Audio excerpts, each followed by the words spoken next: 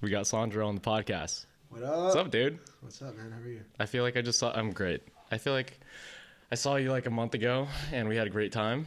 We definitely did. And now we're here. And now we're here. What do you call it? Dude, so there's different levels to soccer, obviously. Like I played until 8th grade and I thought I was really good. And then like when I was in Poland with you guys over there, like you guys were like juggling from 1,000 feet away from each other. I'm sure you were really good in 8th grade, though. Dude, I don't know. I think the most juggles I did was like 10. Solid start. It's a solid base, and then we build from there. Yeah. Why did you like soccer? Like I feel like soccer's not like a U.S. like heavy sport. Yeah.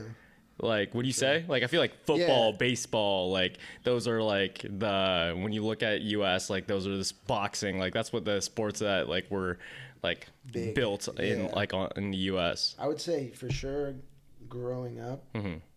that was more so the case, and I think now that is shifting, and Really? soccer is becoming, quite a big contender in the space of Just like sports in general. Yeah. I mean, worldwide people always say it's like the number one sport in the world. Yeah, worldwide it's huge. But Like- now also you have and a lot of people aren't familiar with this, but you have so many things splintering off of the original, which is like grass soccer, 11v11. Mm-hmm. But now you have, these have been around also for a while, but futsal, which is on a smaller court. Mm-hmm.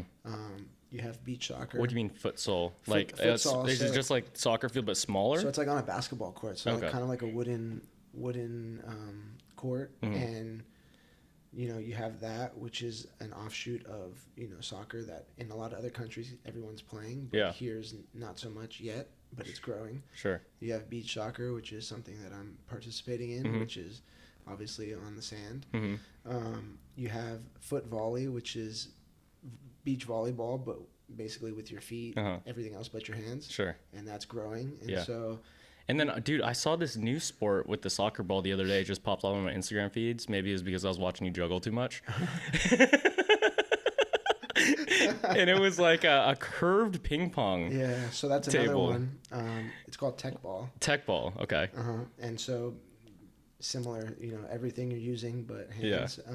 And in tech ball, it's actually, you can't use the same body part back to back. So if it touches your foot, then you have to use your thigh. Really? And then you can use your foot. Who made these games? So- Because like I feel like they all came about like relatively at the same amount of time, or like within Within a certain time frame, Yeah, yeah. like for example, like there's like worldwide like spike ball now, or like I saw like crazy not BMX, but like it was similar to BMX, but with pogo jumping.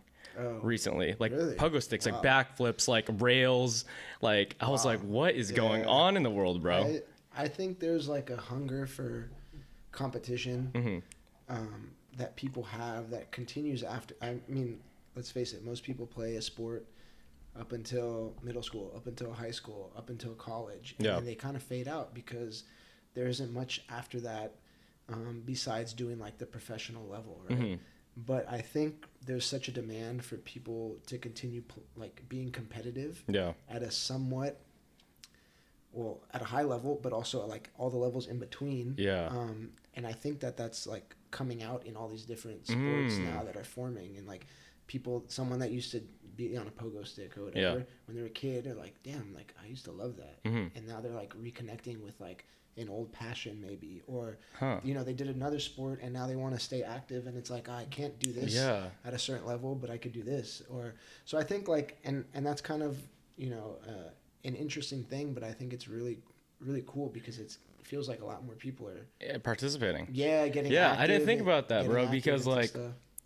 for example, I played golf growing up. Like I tried to pursue it professionally and I'm not a professional golfer right now, so it was solid. But the thing is, like, I would have still liked to like competition is like It's everything. it does something for you, Right. and that's super cool because like there's so many people who I feel like play high school but are not good enough to play college, or play college but are not enough to go pro, Right. and then but that sport was such a big part of their life for so long. Yeah, and then it's like, what, you just stop cold turkey, or like you still kind of go occasionally, but then I think I genuinely think it's like Well, one I think is like social media, so the more exposure of things going on, and there's like other people like, whoa, I like that too. Like I could do that. Or, I want to do that. Sure. So I think that's one, and then I think the other thing is that like people that were doing these sports maybe didn't have a avenue to continue with after high school, college, and so they're like, dude, why don't we create that? Or the girls like, why don't we create that? Yeah. And they're creating these, channels for people to then continue on playing golf. There's like tournaments that go on that aren't professional, but I'm sure there's like high level players. Sure. Who are college players. How does for example these like, so it's tech ball, soul ball, like the beach soccer and stuff like that, like how, for example, like tell everyone, like basically you are on the national USA team for beach soccer, is that correct? Correct. Right. And so how does like, I guess that foundation form or like anything, because I don't know how old it is, but it should be somewhat new, right? I haven't heard about it when I was like 10 years old or anything like that. So it has been around for some time. I actually remember watching when I was younger. It used to be on TV. Same with indoor soccer, which is like another variation that I didn't mention previously, but I also play indoor soccer. Yeah. Professionally up in Washington with a team. Oh, still? Yeah. Okay. Yeah. So currently renegotiating contracts. So. I heard that shit's dangerous, bro. Like indoor soccer's like hockey, I heard. Yeah. I mean, it's literally in a hockey arena. Yeah. So it does have the boards up and can be a little depending. There's no out of bounds, right? Yeah, so just up and out. Yeah, up and out. Yeah. So if you have a donkey of a touch and it goes out, up and out, then it'll be. And there's like different. If you're in your defensive third and it goes out, then it's like a top of the box, which is like a scoring opportunity for the other team. Sure. So there's little things, but indoor and beach, I remember both being on TV when I was younger and like kind of seeing these sports and like thinking they were cool, but never really like thinking like I wanted to play that necessarily. And then it's weird because like now you're in it. Yeah, now I'm in like both of them. It's kind of like you're like, wow, like little me's so proud right now. Yeah, no, yeah. I can see little me looking at the TV and being like, oh, this is crazy. And like beach soccer is interesting because if in person, it's like a completely different sport than watching it on TV. How so? You just you lose a lot of the nuance when you watch it on TV. You don't see what's going on like technically.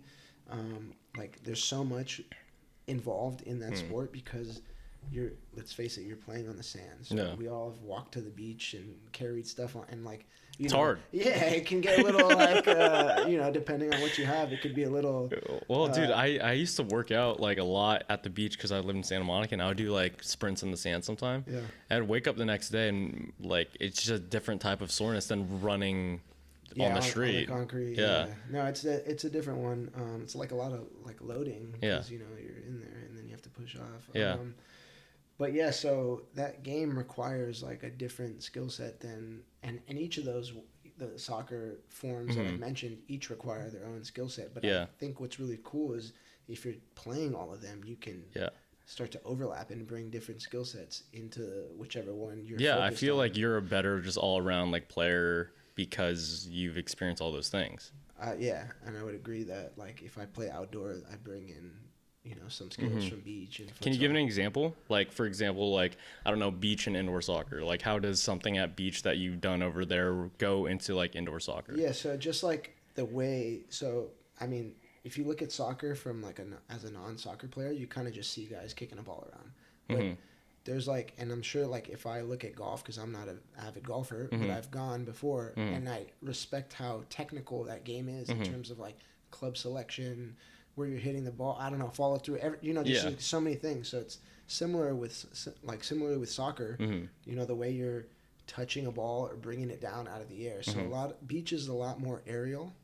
So aerial meaning like you're trying to keep the ball in the air and pass in the air because the sand is so it's the friction. It's just unpredictable. Like because it's not flat. Yeah, so if you pass a ball, it could be bouncing forward and then catch a side and then it will go the other way. Go to the opponent. So it's hard to anticipate it. It's tough. It's a tough one, and so you can kind of start to at some point, but like after a long time, you kind of start to read like bounces, but it still it catches you. Sure.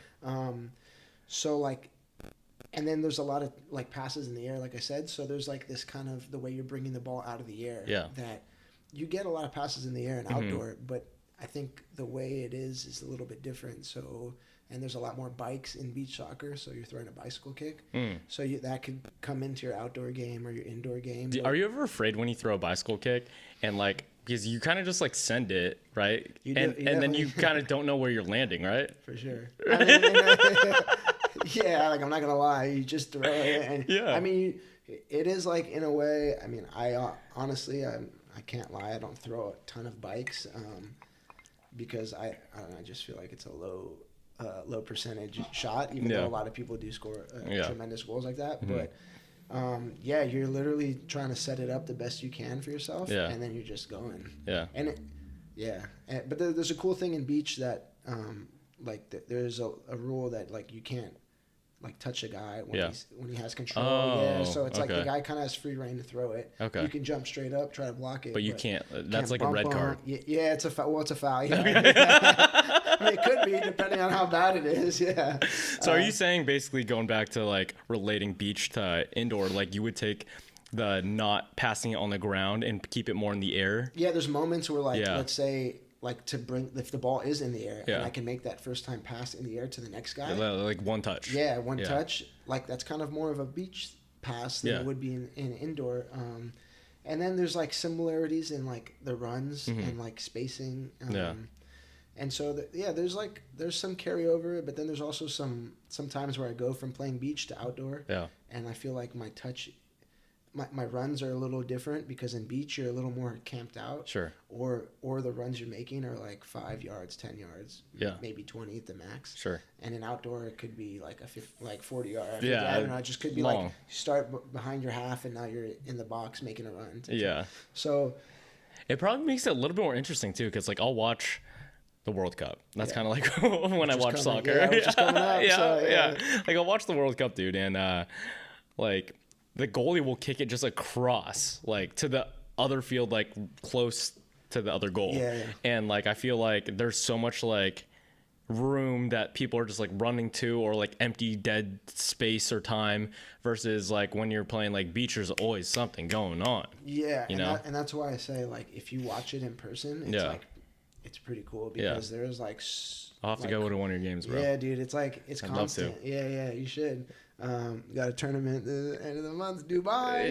In Dubai? Yeah, come through. Can you watch it online? Yeah, it'll be streamed. Yeah. It is a pretty like fairly big tournament, so it might be televised. How often do you travel for beach soccer, or I guess indoor soccer, all the above? All the above. So beach is kind of throughout the year. We'll have tournaments, and then leading into a tournament, we'll do camps usually. And so that kind of varies depending on the year. Like next year is a big year for beach soccer. We have like qualifiers. What's a camp?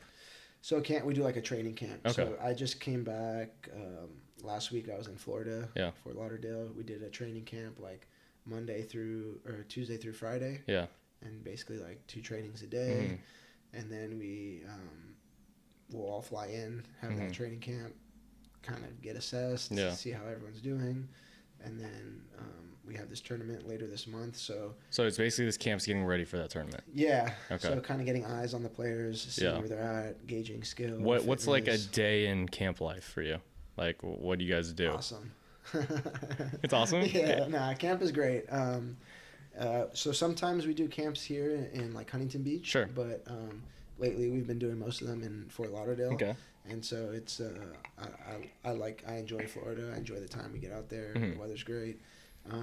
Camp is an awesome time because it's like just focused on soccer. It's 4 or 5 days of just thinking about, being present and focused on beach.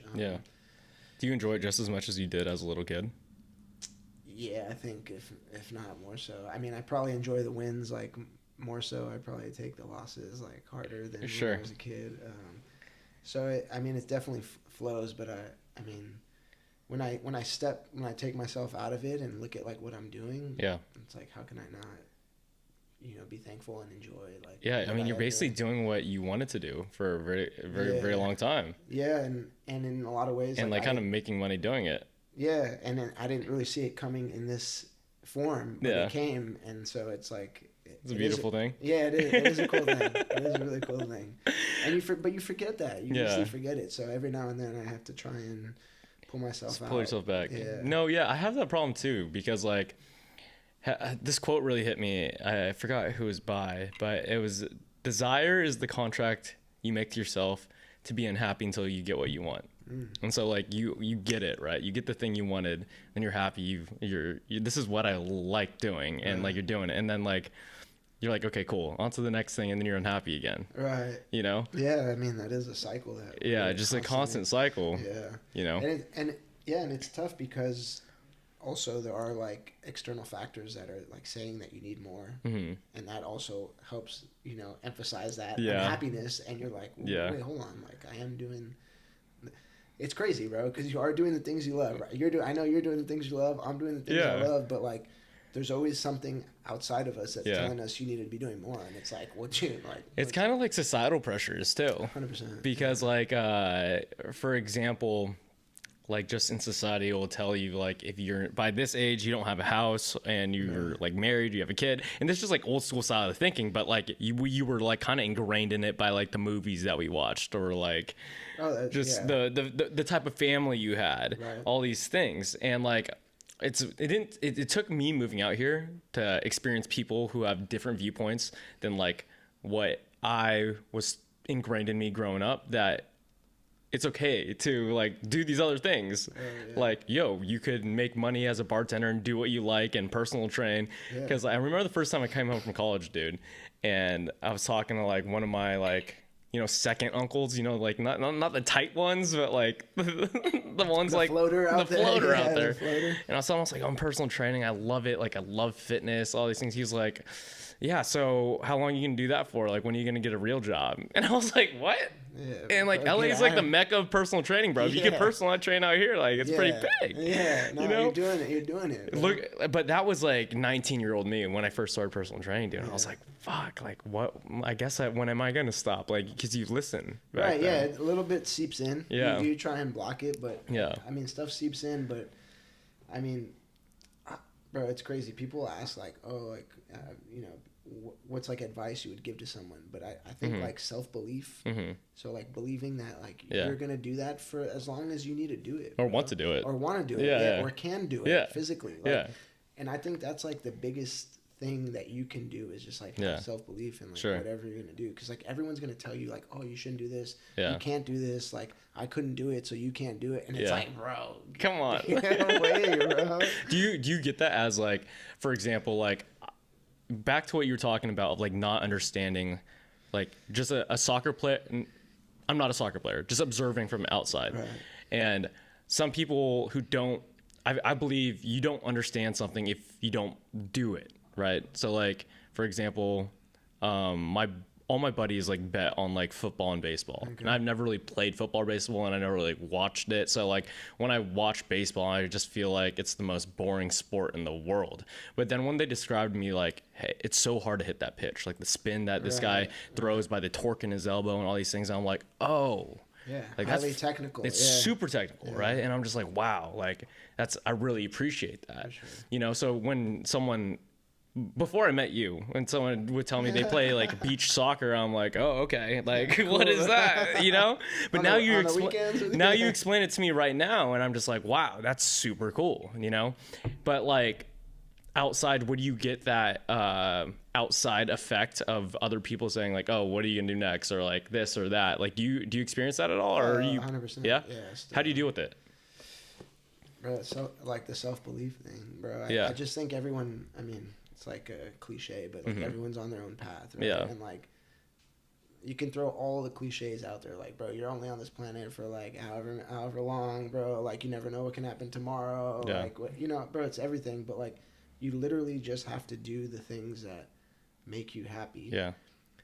You have to have a little bit of like, you know, the eye looking into the future to kind of make sure it's aligned with like, you know, a life that is going to be enjoyable for you. Like, you can't just like burn out and then like, whatever. But I think there's like a beautiful space in like doing what you love, making money. And it just also depends like on the lifestyle that you want to live, you know? So it's like someone's going to tell you something, but that's based on how they want to live. And that involves things that don't, you know, matter to you. They don't interest you. They're not involved in what you're doing currently. So it's like, that's great, bro. You can do that. And good luck to you and have fun, and like I'll be here if you want to whatever, but you know, you just have to like believe in yourself. And I don't know why, I just like feel like that's like the strongest thing that you can do, because I know there's always going to be someone that's going to say negative things, whether you're doing the right thing or the wrong thing or the best thing for you or somebody else. So it's like there's always going to be that noise. Yeah. How did you develop that mindset?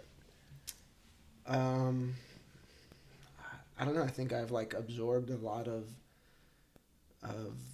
you know, intellectual people's thoughts and try to apply them and see how I can mesh things together. I think it takes like a critical approach to looking at things and seeing what's like the best way to like navigate and what's the best way for you to navigate. And I just think that like there's so many different ways you could live your life.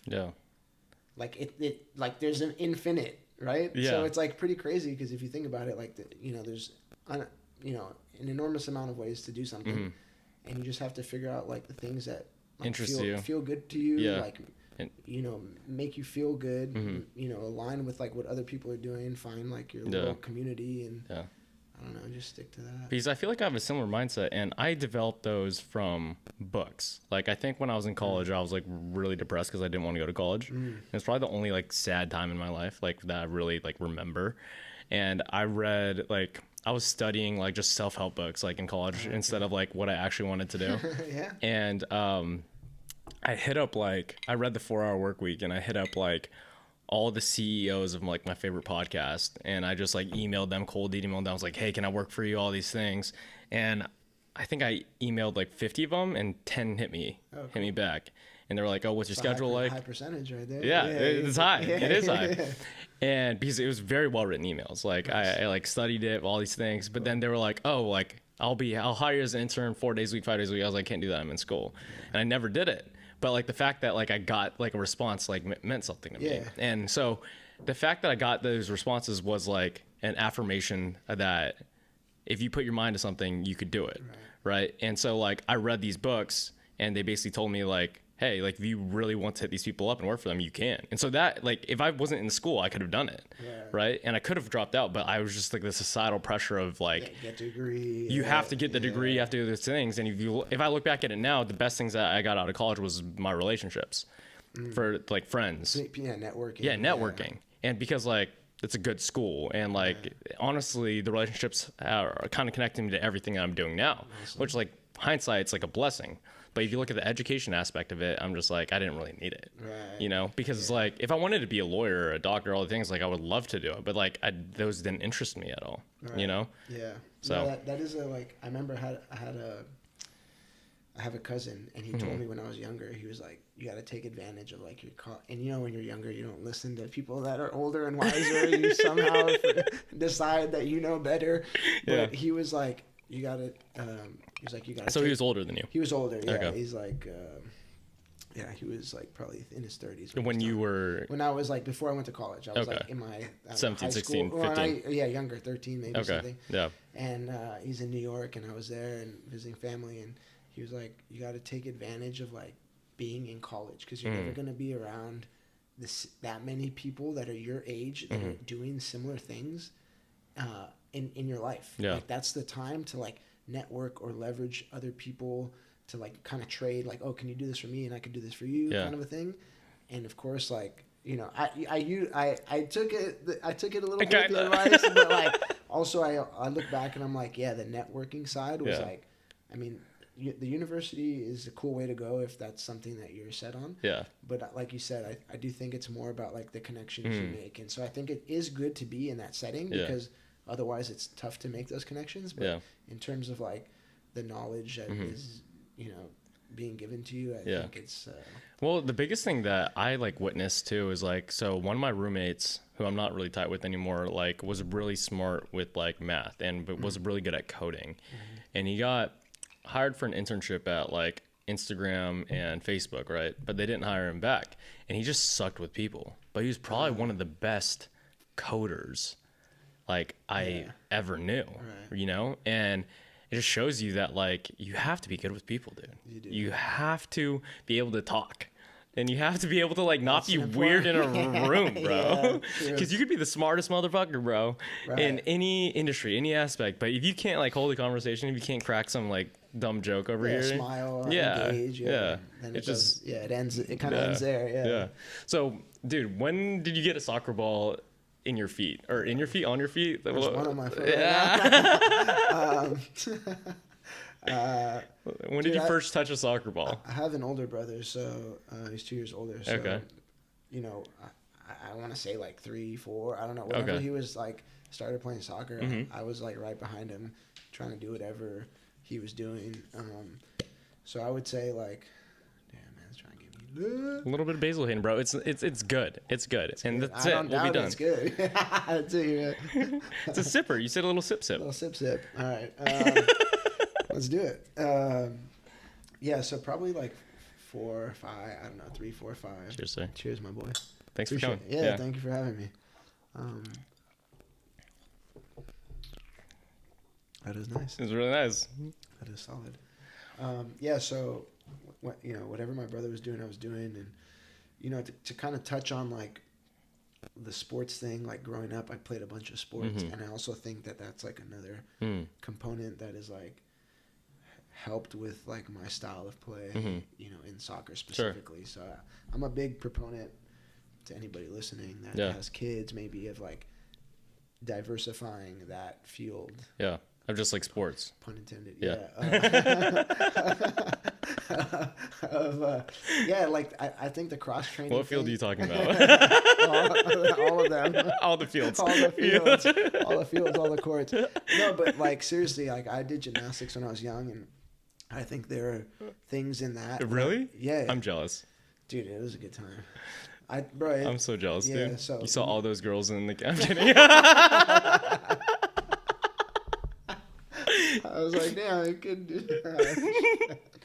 No, I'm actually jealous because I sent my first backflip a year and a half ago. Oh, did you? Yeah. That's awesome. And it was just me sending it on the grass. And it was not the smartest way to do it. And then I landed on my head one time. And then I was just like, this isn't great. Yeah. Sorry, continue about it. Dude, the backflips are crazy because I dove a little when I was younger. And I did a backflip off the diving board. Yeah. And like went straight up instead of jumping out. Oh, shit. And I like landed on the corner and like have this like phobia of backflipping. Dang, is that why your face is all messed up? Yeah. No, he's a very good looking man, guys. He's a very good looking man. It's a light, the lights are like, but yeah, that is why my face is messed up. But yeah, so I had like backflips are a wild one, dude. I still to this day have this weird thing about them. But yeah, no, I think the cross training at like a young age, because now kids are so like sports specific at such an early age. And, like, you see these kids like getting burnt out or like having these like repetitive motion injuries. I just think that like if you have a kid, plus like soccer gives you a lot of foot coordination that you're not getting maybe from just playing baseball or basketball or whatever. So I feel like each like activity or sport like it helps you with other things. Yeah, 100%. Yeah, I'm a big fan of that. I mean, I still to this day I dabble in like a bunch of, not just within the soccer realm, but like, I play handball a little bit. Okay. So you did all these things, and then like, how did you lead to like, I guess like pursue soccer even more and stuff like that? Dude, nobody in my family, like my mom, my dad didn't play soccer. Yeah. But I don't know, for some reason I was just drawn to that sport. So I played, like my dad was like more of like gymnastics, kind of like wrestling and baseball. Yeah. So you did those three too. So I did gymnastics. I didn't do much wrestling, but I did baseball like up until high school, and then I played basketball and I played like flag football. Okay. And I really enjoyed football, but I just like Pop Warner. Like my mom was like, "You're not playing." Same, dude. Yeah. Same. Which like looking back, I'm like, cool. Yeah. Like, I'm not mad. Yeah. My brain's okay, bro. It's not. It hasn't been rattled around enough. Yeah. At the time, I was. Yeah. At the time, At least I think so. Jury's out. No. At the time, I was bummed because I had like friends that were playing, and they were like, their dad was like, "You should come play," and like I wanted to, but sure. for whatever reason, just never happened. I love playing football, basketball. I love, but I'm vertically challenged. So sure. You think about it like when people tell you like you could do anything in the world, I'm like, I can't be an NBA player. Yeah, like I just can't do. There's like 2 feet Unless missing. Your bounce is like ridiculous. My bird's 5 feet, bro. Yeah. then you got a case, but yeah, I don't know. And then, I mean, also I just like there was something, you know. I don't know. There's just something about soccer. You know, it's you're using your feet. There's there is a really like technical ability, like high technical, and it just I don't know. There's something about it that like drew me in. And the more I played it, the more I wanted to play it. Yeah. And then I think like I didn't have like not that I didn't have like a traditional trajectory in soccer, but it was somewhat like untraditional, and I feel like I really got into it like a little bit later. Yeah. Because I was playing like club. Yeah. That came like at what age or what year were you like, I want to do this like as my thing? So like kind of late. Yeah. So I was like, I mean, I had been, like I said, I'd been playing like club, and then like playing high school. Then you played at SD, right? You played UCSD. UCSD. Yeah, but before that, I played at like Santa Monica High School. Okay. And. Oh, Cali boy all the way through. Yeah. I'm born in Venice, baby. Yeah, Cali boy. Venice, yeah. So going into like my senior year, I think was kind of like that moment where I was like, which is late because it's like 17, 18. Yeah. And like you look at kids in Europe and, you know, everyone, or even now, kids are like 14, 15, 16, like trying to do that. Sure. And that was just like going to high school. These kids are like in academies now. And, they drop out of school and they do that shit. They're just like, this is their whole life. Yeah, so, it's a crazy one. But, it was like around that moment. I remember like the summer going into my senior year, like every day I was like in the alley, like behind my house, like with the ball, like just like working on, like in my head, going through things in the game that would happen. And I'm like pretending to cross the ball to the trash cans and like. Really? Yeah, like just like, but messing around, having fun, like, which is another component of like, you know, having fun with the ball just by yourself that I think. That's what you were talking about, because you were talking about when we were bonding at this one, we had some deep talks. We were just talking about the artistry of like you were talking about like so many people make soccer like boring when like there's so much creativity to it. Yeah. Like you could move this ball like in so many ways. It's infinite. Yeah. And you could create so many tricks that are infinite. Yeah. And all you have to do is figure out how to do it. Yeah, and explore. Like there's so many ways, and this goes with anything. It's just not like soccer, you know. In a lot of ways, like most things, you can just keep like diving deeper into it and like unpacking things, and you know, you learn this, but then maybe take a step back and go this other route. And I really did fall in love with like the juggling kind of freestyle aspect of soccer. Kind of around that time when I'm sure 17, 18? A little bit earlier, I think. But it was around a time where I think a lot of people did because it came out with this like Joga Bonito like advertisement with like Nike and like this whole push of like street soccer. And so you saw that and you're like, that's... I was seeing these videos, you know, and I'm seeing these guys juggle and do these movements, and I'm like, damn, this is like sick. That would be cool to do. Yeah. Like I could impress some people with that. Well, yeah, I mean, now I'm like, I guess, but no, but at the time for sure, I was like, dude, this is cool. Yeah. Like, there's something like raw about it. There's something like flowy about it. And there's no one there like telling you like how to do it. Or that's wrong or that's right or whatever. So I think that aspect that marriage of that and like playing in like a setting where it's very formal has allowed me to like just love it even more. And enjoy it for as long as I've been enjoying it, because I think people like that only like a lot of people are like, oh, I never juggled, like when you like meet people that play soccer and they're like, I never really like juggling, and I was like, well, bro, what? It's like, I don't know, for me it's like that's what I think of as a part of soccer. I don't think of like soccer playing on the grass and juggling freestyle separate. It's the same. Yeah, they're one and the same. So for me that was like, when people would say that to me, they're like, I never was good at juggling. I'd be like, what are you doing? Like, what have you been doing with the ball the last, like, 10 years? Dude, you're very humble about it, but, like, I've never seen, like, touch like yours, bro. Like, soccer touch. No, there's guys.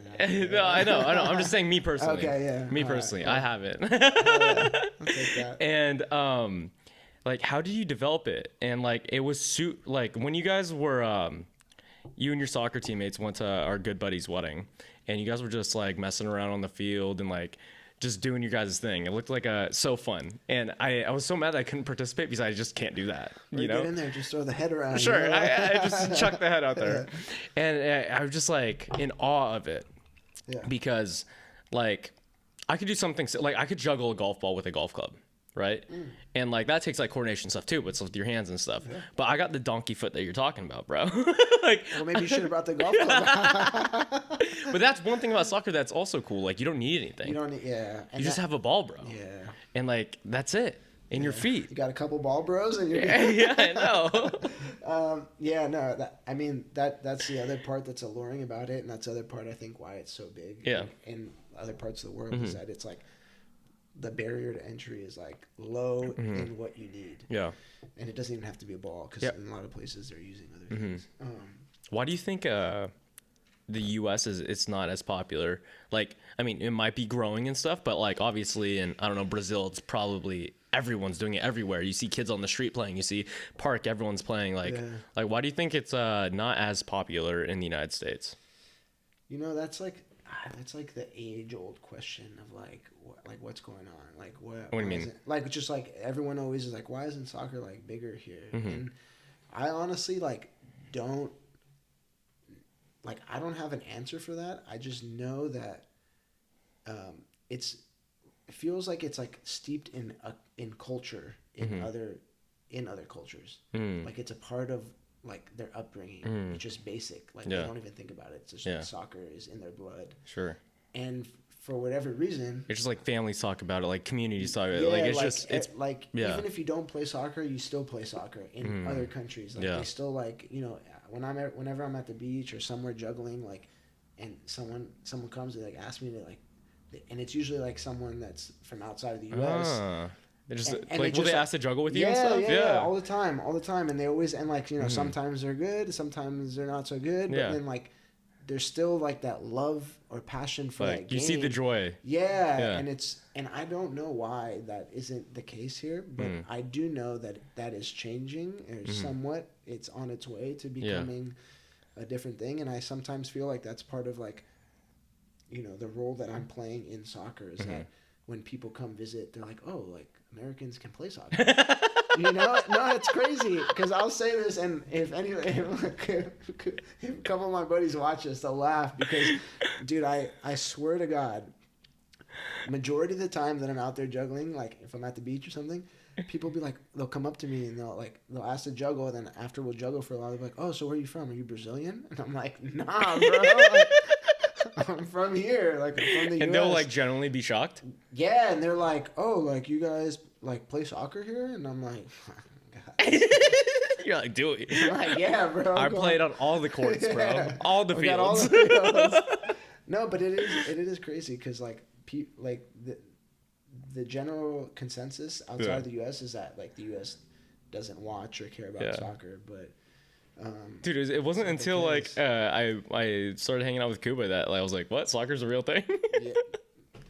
I'm not trying to offend anybody out there, by the way. That's just like that's what it is. Like it isn't there like culturally, but that's but you see what it is. It needs like the parents that are into soccer, the parents that are into soccer, to be like bringing their kids into the sport at an early age, where their kids now are like young, watching soccer, playing soccer, and then when they have kids, you know, if they stay just on and on, it's just like a generational thing, you know. And for whatever reason, like, you know, I don't have that answer, but it is like an interesting one. Like, why isn't soccer bigger here? It's just like you have to go back, roll back the time, and find out like what people were doing. Yeah, well, like if you look at like other sports, like you were raised in Venice, right?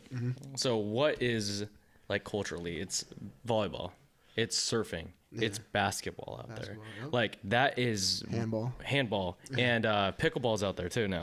Paddle tennis. Everything's there now, right? So skating's there, always there. Like, but the thing is, like, my hometown, skating wasn't a big thing. But like when you go to Venice, skating is it's in the culture, you know. And like is environment too, because like I feel like soccer is in parts of the world where there's not a lot of opportunities to do other of those things. Like, for example, like if you're in Brazil, I don't know too much about Brazil, so if anyone's Brazilian out there, don't like kill me, but it's just a friendly conversation. yeah. But like there's probably not a lot of golf courses like accessible to a lot of like kids out there or anything like that, where in my hometown, like golf was super cheap. Like it was accessible. Like I was playing, I think like $2 a day to play like these courses, versus like here I'll go out and it's minimum $100 to play. Yeah. You know, so it's not accessible. It's not accessible to like even me right now. You know, like if I wanted to play every day, like that's just not that's not feasible. Like if you do the math, that's $500 a week, $2,000 a month, and we're just like. And that's just that's just like to play, not to practice, not to do any of those things. Right. You know, so not the beers. No, yeah, no beers or anything like that. No cigars. So what's the point? Yeah, what's the point?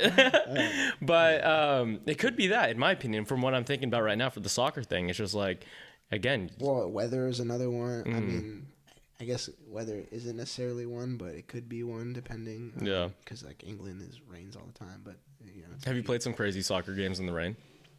Oh yeah, for sure. Yeah. Rain. We played like a game in the snow where they were like They were like. No way. Yeah, getting the snow off the field like as we're pulling up on the bus. I'm like, bro, come on, we're in Denver in Colorado, and I was like, dude, this is all right, whatever. But yeah, what? I mean, yeah, it was wild. But it wasn't. I mean, for the most part, I mostly played like in California, so weather treats us pretty nice. Yeah, and especially LA, dude. It rains like 4 times a year. Yeah, yeah. But I do remember like high school seasons where like you were buying like so there's like different type of cleats, right? So. For the what's the metal cleats for? So that's like soft ground. So that's when it's like rainy, like wet, muddy. So there's like 6 studs on there. So I thought it was just the slide tackle people just to harder, crunch dudes' legs. Yeah. No, but they play like so because it rains so much, like in in England that most of those guys are playing in metal cleats and those tackle. Like that's why people are like, oh, soccer players, they like flop around so much. It's like, dude, this guy's getting crunched. Yeah. And the guy has like metal studs on the bottom of the shoes. It's not just. Have you had that happen to you? Like like. Yeah, I've gotten like stomped on for sure and crunched in tackles. Yeah. That's crazy. Yeah. What's your biggest injury like in soccer? Dang, biggest injury. Knock on wood. Like so far. I mean, not yet. I mean, I don't know. Hold on. One little thing. What are we doing? Knock on wood, bro. So if you guys are watching over here, Sandro just pulled out a piece of wood that says knock on wood. And why do you have this? Bro, you gotta keep the good juju around, just in case. I didn't realize we're gonna be at a nice wood table, so I had to just make sure that's on me. No, actually, so just like a little idea I had, and did you make that? Yeah, I actually did. So it's kind of like a little gag gift that I'm working on. It's dope. Yeah, you're pretty artistic, dude. I dabble. Like you right now do you have a name of the art designs that you do?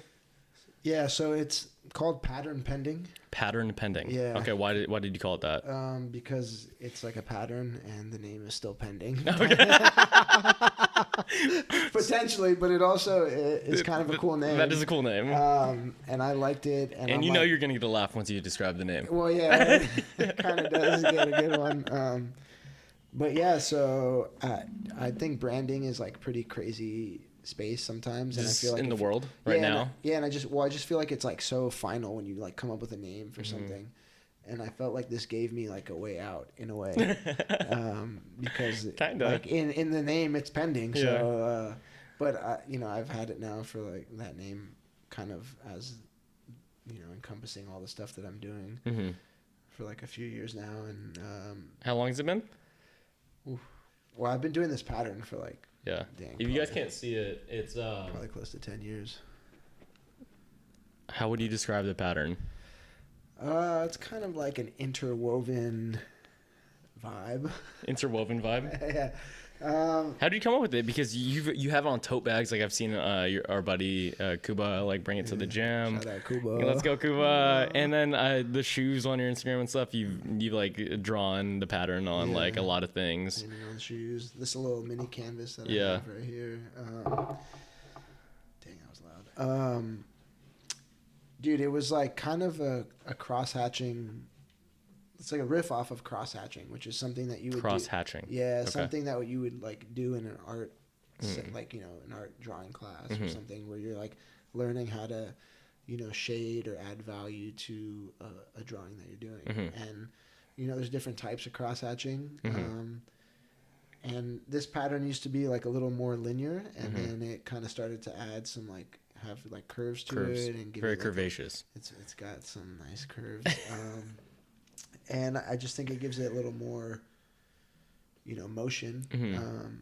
And I just tried to take that and pull it out of like something that it's traditionally used for, which is like in a larger picture or something, and try to like zero in on it and focus and stylize it and add color and and I don't know. I just why did you want to start doing it? Just cause? Dude, I literally just like kind of fell in love. I don't know. Something kind of came over me, and I just like couldn't stop doing it. But it's kind of crazy because I was in Costa Rica. So my mom's Costa Rican. I was in Costa Rica. We went to this jade museum, right? Okay. And like jade is the stone. The stones. Okay. So it's like one of the largest or the largest jade museum in Central and South America. Okay. Don't quote me on that, but that's sure. What you know. What I know. What you know. So we're walking through this museum, you know, and there's like all these beautiful, you know, artifacts and pieces, and then we go into this one room, and I like look on the wall, and there's this guy painted on the wall. Okay. And this is like, I don't know, from, you know, pre-Columbian Costa Rican art, which is, I don't know, which is forever a long time, forever long ago. And this guy has like these tribal kind of tattoos, and this is painted on the wall in the museum, and he has like a very similar pattern. And so then I started, like on his clothing, on his body. Okay. It's like tattoo, like kind of like, you know, you would see a tattoo, and it's like across the arm, like some on the chest, on the thighs, and I'm like, damn, this is like almost the same. It's like how when I started doing this, this is kind of what like pattern painting looked like. And so then I was like, dang, maybe I'm just like a vessel for like continuing this pattern that has been around in like my ancestry or something. Because it's very unique. Like because I was telling you earlier before we did the podcast, I was like, I already knew that you designed that bag before like I saw it, because like when you showed me it, this simple pattern is so unique. Like the threads and the lines, and it's like the bold lines, sometimes the color, and that's kind of what I enjoy about it myself, is that it is like very graphic in nature, and like feels bold and kind of jumps out to you when you see it, like in space, in an environment, like you said, you saw that bag like in a workout environment, and that thing was like boom, it just stands out. It's there. So what's your goal with it? You know, I've painted a couple murals with it, but I would love to like continue doing that. I see like a intersection of like the art and soccer and kind of like designing space maybe with it. But I'm kind of just having fun with it right now. Yeah. What does it do for you? Like when you paint it, like do you feel any certain type of way? For sure. It's become like a meditative process, I'd say. Yeah. Because I've done it so many times. It's not easy necessarily, but like I kind of know where I'm going. Yeah. But depending on the surface that I'm doing it on, it's cool because it's kind of telling me, like I'm having a conversation. Yeah. That's how I explain it. So like if I'm painting a wall, there's certain areas where like you're laying down the base color, but then you put like then I add like another color, and then the black is like the kind of the final. But depending on where it is on the wall, it could be close to like another, you know, joint, or it could be close to like another line, where if I did that, it would just look like a blob of black. So it's kind of telling me like where it can go and where I can go, and it's like a little bit of a back and forth. So it's like similar to like, I mean, relating it back to like soccer and stuff, like the different environments that you're playing on or painting on, like it's giving you kind of different skills and feedback. Yeah, you know? It's like you're getting feedback. You're like, all right, cool, I can do this, and then you're like, if I transfer it here, like, how does that work? And then, you know, with shoes, it's like quite different because there's, you know, different levels that you're painting on. Like mostly I've been doing like a Nike Air Force One silhouette. Have you always painted? So, I mean, I've always dabbled in art since I was like quite young. Yeah. What does it do for you? Because like I felt like it wasn't until like I moved out to LA until like I started doing artsy things, and like I honestly the reason why I do this podcast is because I think it's a piece of art. Like, you're learning from other people, sure. You're experiencing someone else's life, you know, and you're kind of playing chess with them. Like, you say one thing and you kind of interpret it, and then whatever you say next, what's your next move, right? And I do it because I get some joy out of it, and not because like it gives me any like financially or just, or it consumes a lot of time. Like, it just does something for me that it's hard to explain, right? Well, it goes back to what we're saying, where it's like someone could ask you like, oh, how long are you going to do it for? Yeah. Well, it doesn't matter because I'm enjoying it. And there's a lot, it's like fulfilling to me. Sure. And I'm getting a lot out of it, even if it's not like, and something, I don't know what, it's like telling me to keep doing it. Yeah. You know, and I don't know I don't know if it's the same thing how you feel about this art or like soccer or like whatever you do. Like, do you get that same feeling? Like, I don't know. It's just like, I don't know. I have this inclination that I just got to keep doing it. Yep. You know? 100%. What do you think that is? Well, multiverse. I don't know. Like, you doing something in a different realm, a parallel. No, but I was going to like bring that up earlier, is that like, I don't necessarily move the quickest in how I do things or execution of things, but in some ways, like, except in soccer or what? Except if I need to score a goal. Or, no, but sometimes I have these like roundabout ways of coming to things that end up working out, and I don't know if that's like me sitting back and like waiting for stuff to unfold, but like me somehow like having this intuition that like I know this is going to work out in this way, and not knowing that it is, but like knowing it is. Yeah. And that sounds so annoying to some people because it's not a good answer. No, it's a terrible one for sure. Because it's nothing you can take from that and apply to your life. Yeah. And, you know, but I mean, in some ways it comes back to like the self-belief, because it's like, you know, that you're going to like do something at some point that's gonna get you to. You just don't know when. You just don't know how, in what form. And in what form, or like when it will be, or who it will be with. Like, dude, I don't know. It's crazy. Like, we're having this podcast, and I didn't think I was gonna be doing a podcast with you. Sure.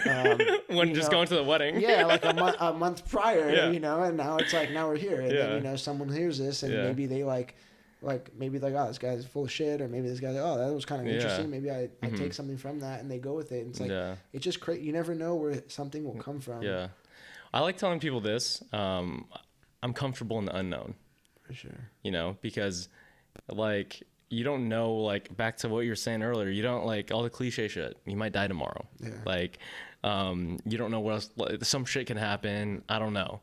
Yeah. And that's the thing. Like, you just do the things that you like, because you don't know what's going to happen. Right. And like, that's not a good answer. Like, no, it's not. But you don't know what's going to happen from doing the things that you like. That too. Dude, they could lead to like all these other things. Yeah. So, and from your life experience and my life experience, like, it turned out like it worked out.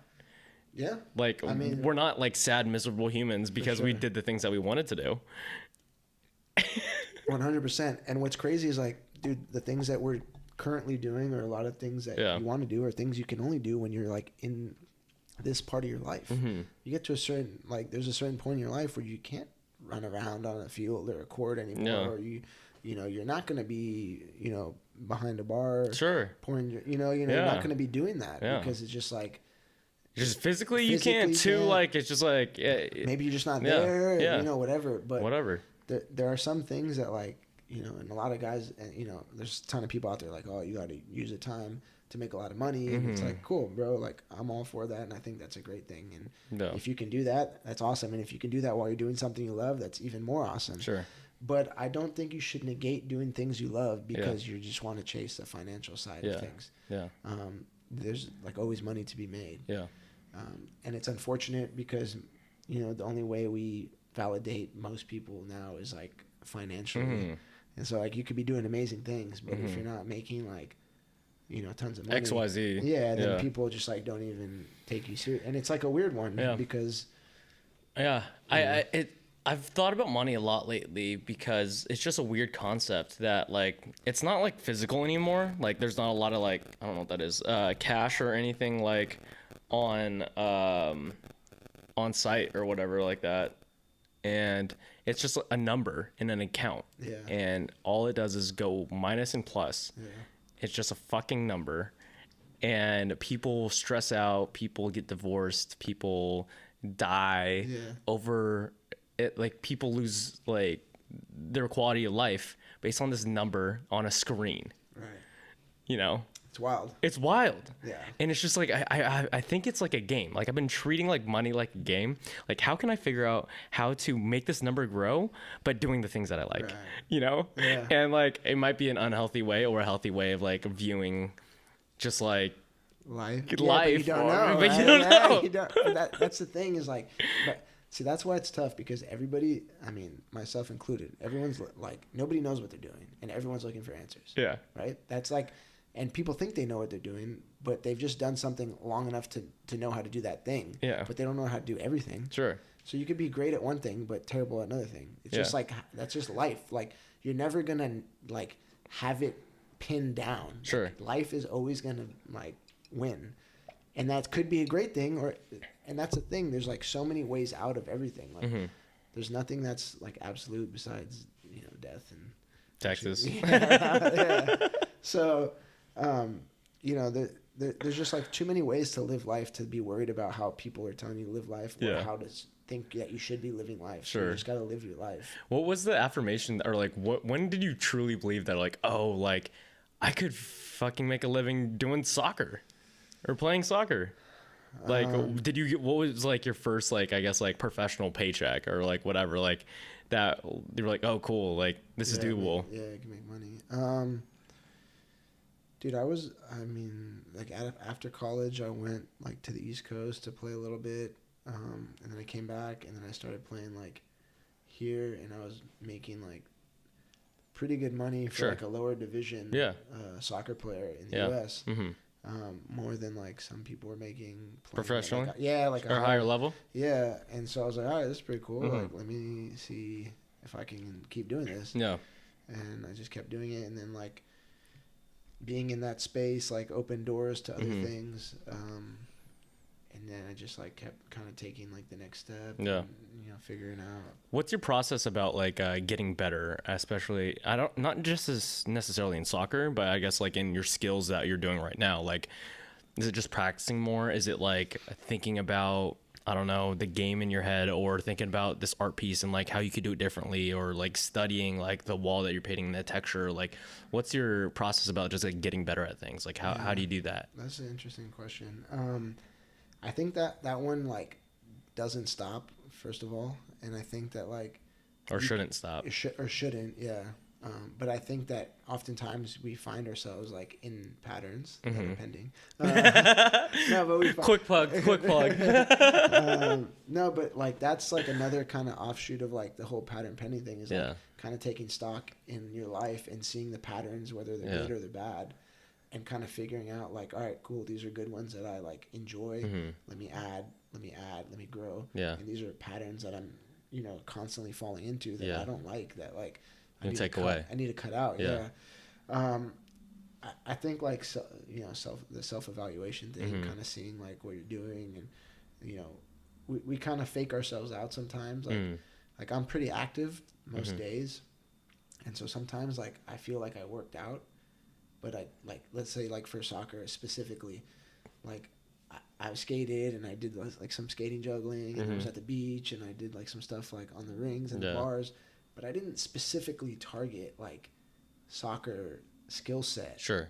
That like I would need in actual game. Sure. So sometimes I feel like I do that and I'm like working out, but in reality I'm like kind of fake working out. Sure. In a soccer way. So I think like being real, like with yourself and like kind of being like, all right, dude, like you got to actually do like these kind of specific things that you'll do in a real game. Yeah. And kind of holding yourself accountable in that way. And then, dude, I think like exploration within whatever you're doing it leads to growth. And then I think if you add the layers of like the specific training on top of that, then you can't not get better. Yeah. You know, because you're like, I don't know. You read a book, you add knowledge. You read another book, you're adding more knowledge. Yeah. Like you're not going to get dumber. Yeah. You're just getting smarter, right? Yeah. You're just gaining more knowledge. You're adding to your repertoire of what you have. So it's kind of a similar. You become more valuable too. You do. Yeah. Yeah. So it's kind of a similar thing with sports. I think that like you know, even if you do one sport, like if you do boxing and you did another sport to like cross train, I think you're adding value to your boxing, and vice versa. Yeah, and you're adding like, you know, maybe just the way you see things differently, maybe the way your footwork is, maybe you know, reaction times, whatever. Yeah. So I think like, you know, all those things are kind of just help you get better. Yeah, just like keep you honest and kind of help you like. Well, I think staying in love with what you're doing. Yeah. So that helps with that, and then also like the exploration is growth, and I think growth is like helping you to, you know, be a better. It's a T-shirt, player. Bro. Put that on a pattern pending bag, bro. Yeah, for real. What's your training regimen like? Like in terms of workouts, like fitness shit, not soccer shit. Like staying healthy, fit. Obviously, I don't know. Do you just train for soccer? Because there's a ton of people like. For example, golf for the longest time is just like, all I'm going to do is play more golf. And then Tiger Woods comes along. He's like, I'm going to run half marathons. I'm going to work out and like, cross-training, you know, like have a couple affairs and like, I'll be a better golfer.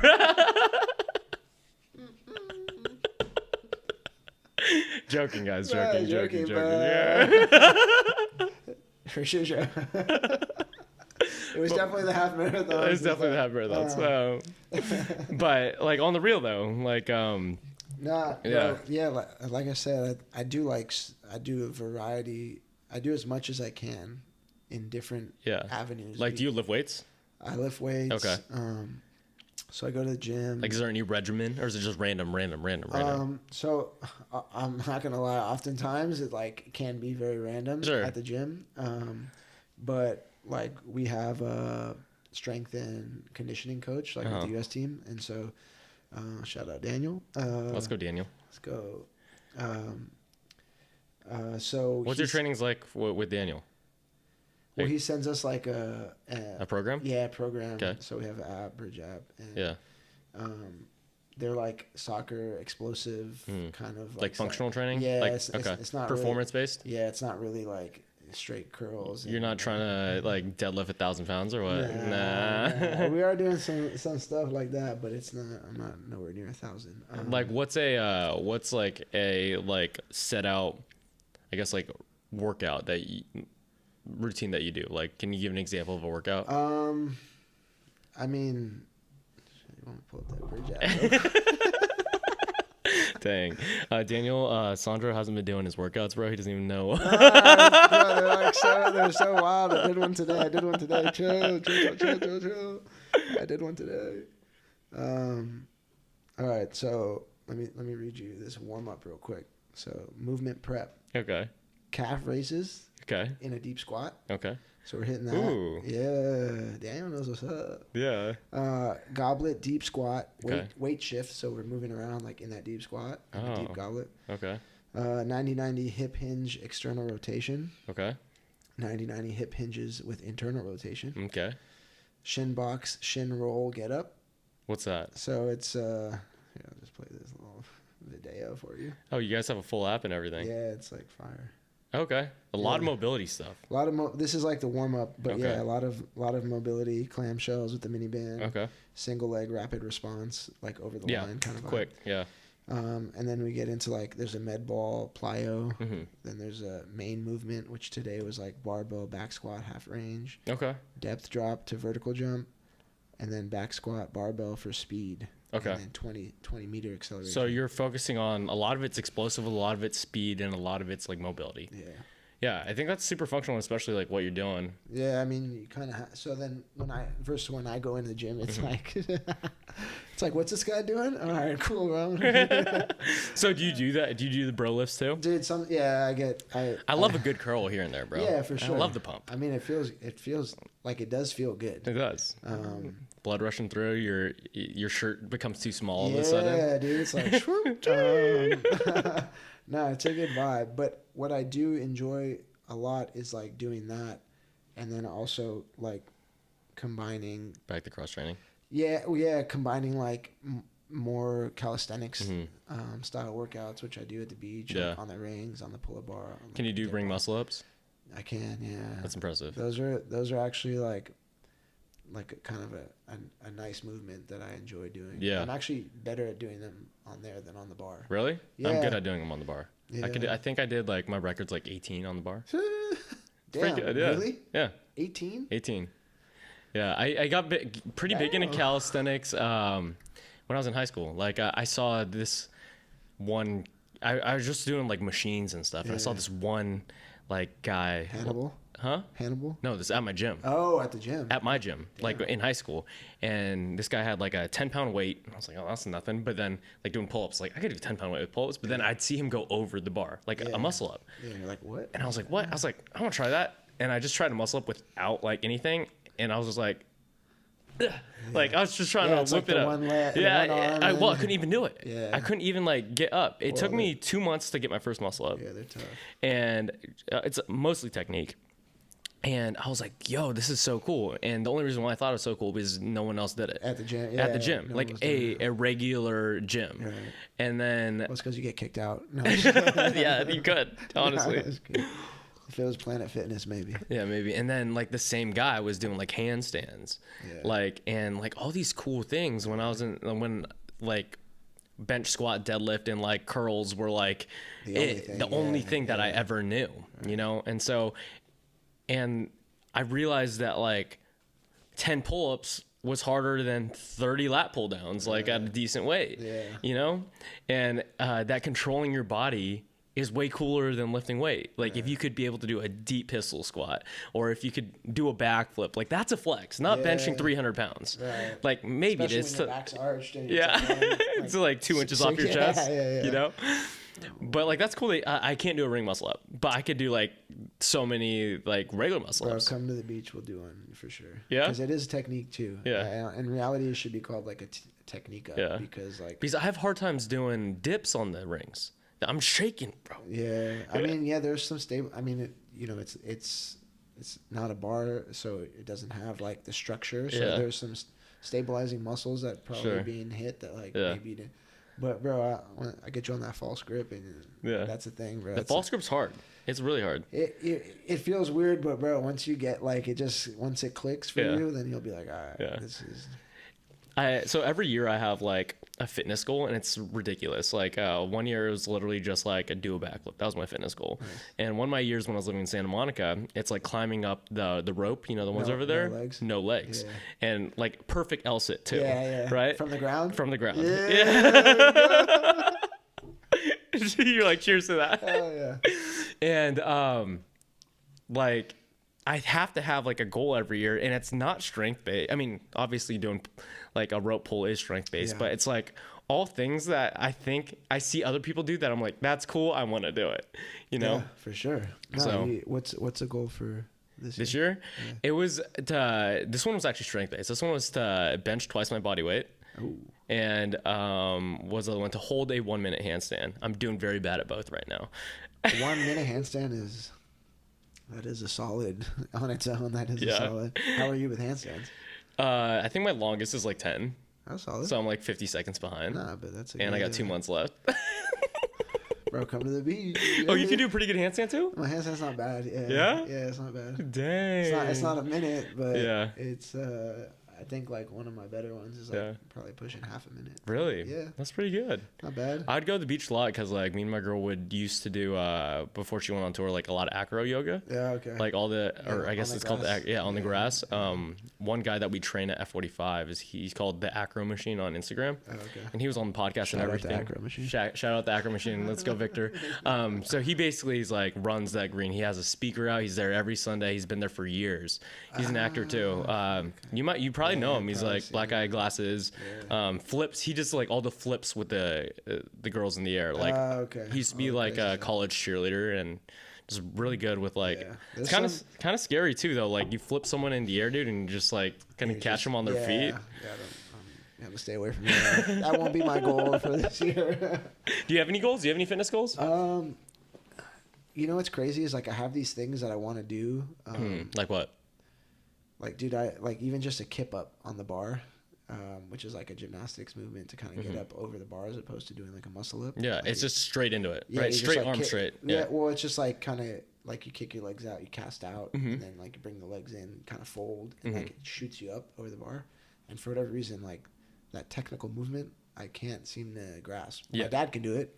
Really? Yeah, still. And That's then it's impressive. like, So your dad did gymnastics too? yeah, and I he's got like it. still like on the bar, you know, doing his twirly twirly thing. Really? Yeah, he gets down. That's dope. Sundays at the beach. But he does it, and you know, I see other people do it, and for whatever reason, my brain hasn't, you know, Like, it hasn't clicked yet. it hasn't clicked, and that's the interesting part about like getting better or learning or growth, that I think is like where the like exploration of your body in the space of what you're doing kind of allows you to, you know, accelerate in that learning process. Yeah.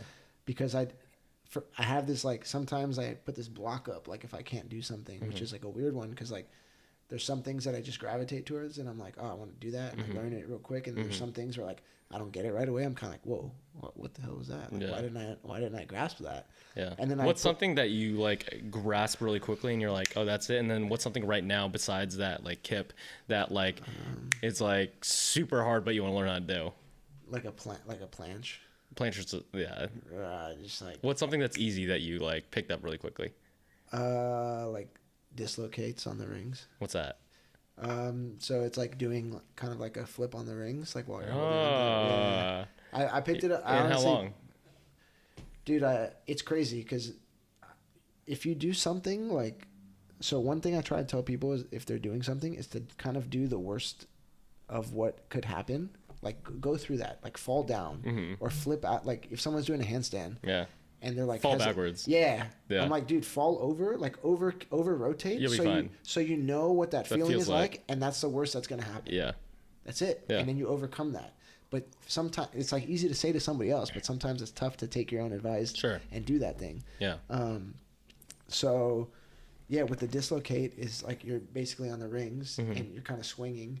And then as you're going like back, you open up and like your legs kick out and then come back around. So you kind of do like a flip. Yeah. And this guy that is a frequent flyer at the beach, Soup. Shout out Soup. Shout out Soup. Shout out Soup. I've never heard of a name of Soup. That's crazy. Yeah, it's like OOSOOP. Oh, okay. I kind of like that now. Yeah, it's cool.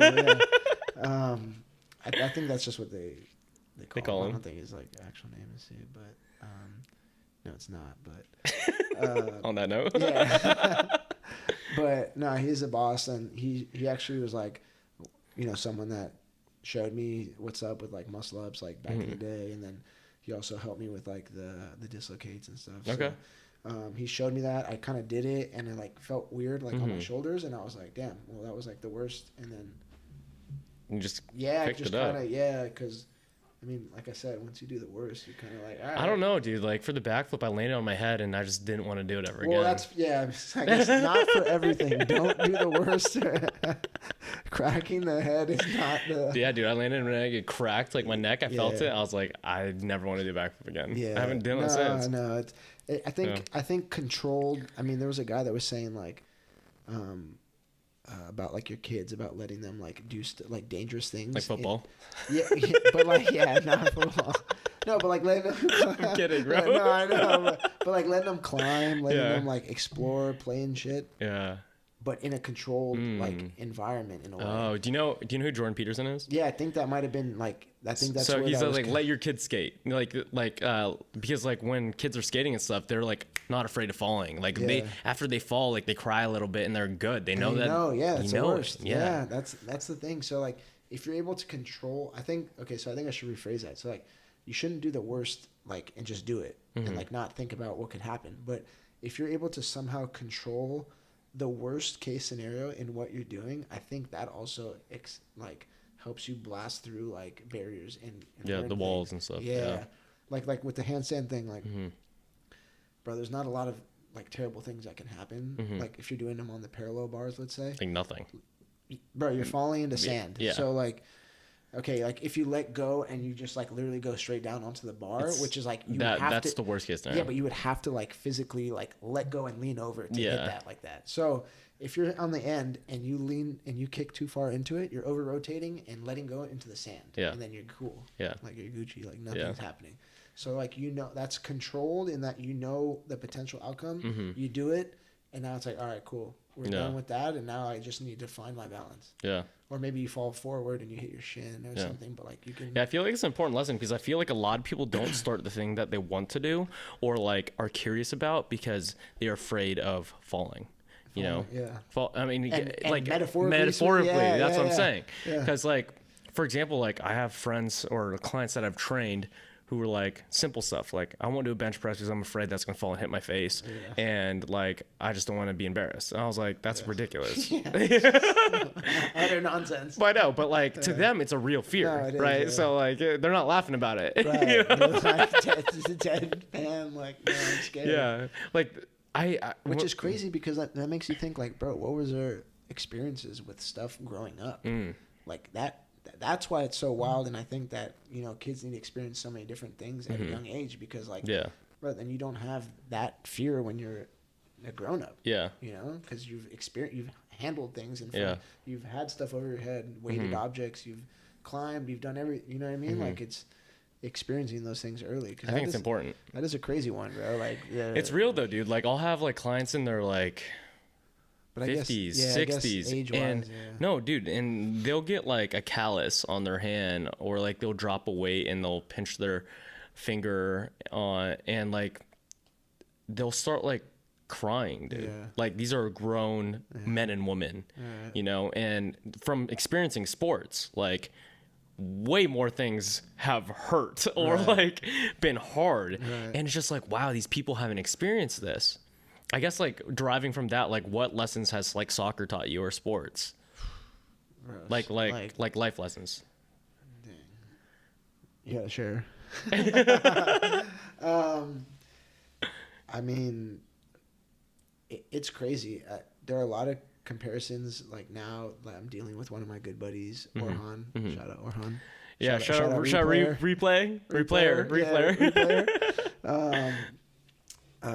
But yeah, he's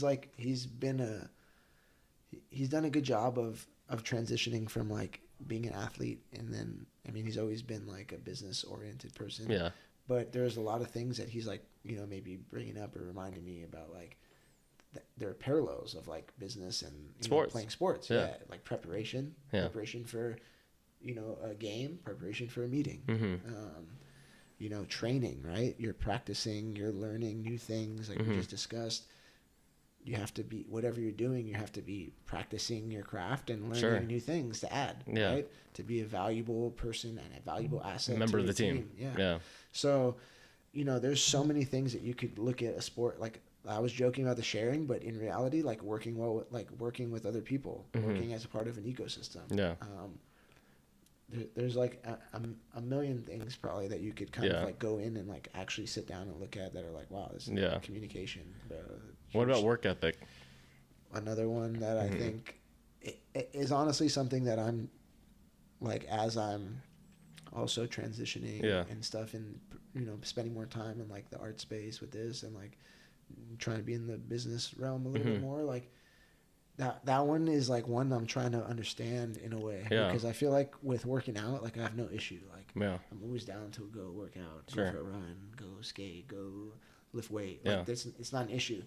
But that in business isn't as straightforward. Of like, you can't, like, it doesn't just directly translate. Like you do this, and that's like the thing that's weird that I asked you that. It's because like I know a lot of athletes who, like that aspect doesn't transfer over. Like they will be such good athletes, such hard workers on a football team or whatever sport they're in, and then all of a sudden they're, I mean, not to be mean, just like what I've observed. It's like they're just like lazy, they don't know what to do with their life, all these things, but it's weird seeing them so successful in their sport. I think partially, like, I think it could be that, like, you know, you've been doing something for so long, so you know, like, if you do this, like, if you lift more, you'll be stronger, and it'll show in like your sport, or like more explosive, and it'll show. But there's not necessarily like that same plan for life or business or anything that someone's like that. writing out for you, that like you plug in this and you're gonna get this output, and you plug this in and you're gonna get this output. So like, and I think that's where like people who are more entrepreneurial are able to thrive, because they have that work ethic from sports, and they also then know, like, and they see the playing field of business, and they're like, oh, if I do this, I'm gonna have this output. If I do that, but the other people that were more just like maybe not as. I feel like the entrepreneurial part, it's not necessarily that. I feel like you plug in this output, you might get A, B, C, D, or E, and you have to be okay with either of them, and then you have to figure out the next step for that. Yeah. Because like if seeing like where that leads you. But if you don't think that way, then you just kind of like, oh, I didn't get my result. Sure. And then you just stop. Yeah. And then you get then you kind of hit that barrier. You're like, oh, I wanted this. Like maybe it's also like what you're envisioning, right, as your outcome doesn't match what your actual outcome is. Sure. And there's still that in sport, to a certain degree, but maybe for business, because you don't have like other people like necessarily like feeding you what you need to do, then you kind of, like you say, you hit that, like, or you figure out that like you hit that wall and you're like, oh dang, like I'm not okay with these other ones. I just wanted this one. Yeah. And now you're like kind of stuck in that one. Here. Yeah. I don't know. I mean, that's an interesting concept. Yeah, because I don't know, because like that's the one thing, like I see so many people who like bring over their sports psychology into business or into their work ethic or all this stuff, but there's the few that don't. Yeah, it's like the negative anomaly.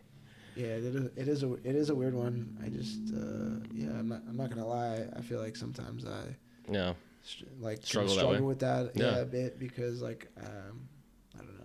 I think there is a little bit of a disconnect. I think it's like the artistic types too, like because like you just like doing it. Yeah. You know. Yeah. So you're working like, you're not working like on the business. You're working like you're just doing in it. The business. You're like creating as opposed to working on like the infrastructure to help distribute what you're creating, maybe, or social. I mean, we could talk about that with the juggling skateboarding, bro. Like you went viral for that, like multiple times. You know, dude, own it, please own it one time, bro. Did you invent it? Because like when I don't think I knew you at the time. Like Kubo was just showing me like all of your videos. Yeah. I've never saw it in my entire life, bro. Do you think you invented it? Like have you seen anyone else do it besides you? After some people have like sent me videos of them trying to do it. But no, I never prior to that. I never Can you describe to the people who really don't know what it is? Like what's going on? What's going on, bro? Why are you going viral with your juggling skills on a skateboard? So, I mean, I've skated for a long time. Okay. Do you know how to skate well, like in a bowl and like kickflip and shit like that? I could do like some more street, kickflip, varial, some stuff. Like I kind of got to the point where like I realized I wasn't gonna skate long term. Sure. And, I didn't want to jump like a 12 stair, so I was that's like a different level of fear, bro. Yeah, it was just like a commitment. I was having commitment issues, so I was like, I'm not good. I'm not gonna do that one. But yeah, so I skate, and then I go to the beach a lot, and I would train there with beach soccer. And so I would skate, and I'd have the ball in my arm, and then one thing led to another, and I would like drop the ball and kick it up, and I was like, oh, I could kind of do that, and then it just kind of kept evolving, and then I would go skate to the beach, and I would start like kind of juggling while I'm skating to the beach. Yeah. And so this is kind of recent, because you didn't do this in like college and stuff. Right? No, I didn't do it in college, but it's been like, I don't know, 4 or 5 years. But like in the beginning, it was kind of like more sporadic, where I would kind of do it, and then like whatever, forgot about it, and just Like, do you think you could go for like, I don't know, like a couple miles and just like not touch it with your hands at all? I mean, obviously you'll do your elbow and like stuff like that to get it. I do sometimes. I get some. People telling me, oh, handball, sure. I touch it. No, but I think depending on like the terrain, if I had like an open space, and I could go for like a good distance. Yeah. That's like the toughest part, is that there's like so many things going on when I'm doing it, because it's not in like a closed environment. So it's like people walking, cracks on the ground. I'm trying to juggle, skate, push. Because I always tell people, dude, ever since I met you and like I know your stuff, I brag about you all the time, bro. I was like, I know the world's best skateboarding juggler, bro. I'm being serious. That's awesome. I appreciate that. I love that. you know? And like, what's that response? There's someone that does that. no, dude, they're like, yo, that's awesome. And that's the thing, bro. It's like every time I talk to you about it, or like, so when I have, you kind of just like, you went straight to like that. That's like, cool. No, like that's not cool. Like, What do you mean? Like you went straight to like what's like that's a thing like type of deal. I do. Oh yeah, you know, that's just like yeah, I know. And I'm like, bro, like capitalize on it, own it, like do it, because like that's what you do, and like less than 1% of the world can do that or do that, you know. And I feel like you could literally like capitalize and make money doing it, dude. And it's just such a niche, like a niche of a niche of a niche. Yeah, it is very, it's like, you know, multi-layered, niche down for sure. You know? Yeah, I mean, it is one of those things where you're probably right, and I probably should be like doubling down on it. Yeah. Because like, I don't know, what was the biggest video? Like multiple times it's hit like millions of views, right? Yeah, I mean, last time I looked on like, there was an account that shared it that's like a soccer specific account. 433. Shout out 433. Shout out 433. I don't even know what that is. Yeah, it's like a soccer formation. All right. I hope there's some soccer players out there. Shout out soccer players. Yeah, but on that account, I think it had like 20 million views. Yeah, dude. Which was like pretty wild. And the thing that I'm wondering about business and like social media and everything, like if you look at the richest people in their 20s, right? It's about like the people are in oil, they're in like they're in finance, they're all these big things, right? And it's because like those are the things that made people money, right? And what I believe now from just like reading and watching like really big people is like attention's the biggest thing. Attention is what makes people money. There's people on TikTok who like just dance or like sing or do all these things that are getting millions and millions of views, but are getting ads from like Nike or from all these companies, right? And it's because they do cool shit that a lot of people can't do. And that gives them attention. And attention's the biggest thing in the world right now with like your phone. Because like, I don't know about you, but like most people, like I track my time on my phone and it would be like 6 to 7 hours. And like, why am I spending that much time on my phone? But like, I use it for maps to drive. I use it for all these things, you know? And leading with the maps was a good leading.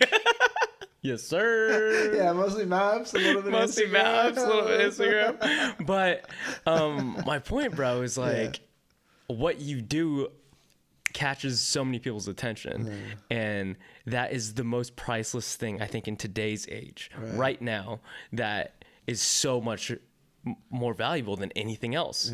You know? No, I mean, I would agree for sure. I'm similar. I spend like way too much time. Yeah, way too much time on my phone. Mostly maps as well.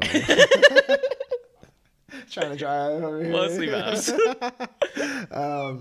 No, but it I mean, yeah, like I saw recently that like Mr. Beast dude is like killing it with like all his, and it's like literally because he has so many eyes on his videos.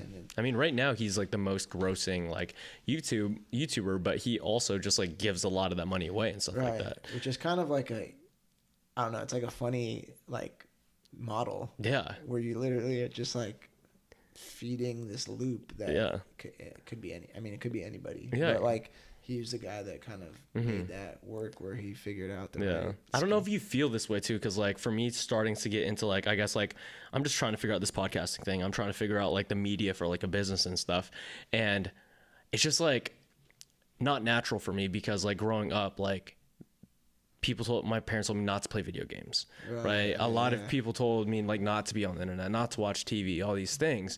And like right now, that's like where the attention is. The most priceless thing that anyone's caring for right now in any business, anything, is attention.